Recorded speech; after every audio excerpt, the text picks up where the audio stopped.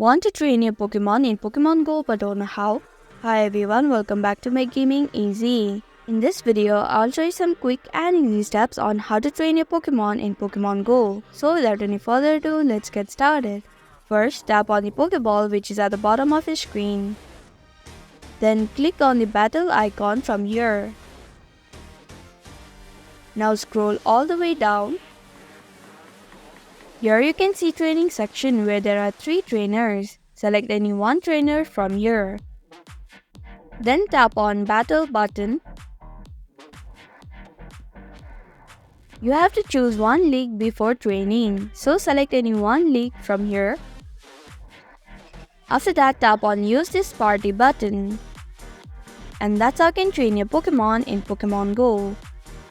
Thank you for watching Make Gaming Easy. Hope this video was helpful. If it was, then hit the like button and comment down if you have any questions or feedback. Also, if you're new to our channel, subscribe and hit the bell icon so that you don't miss upcoming videos.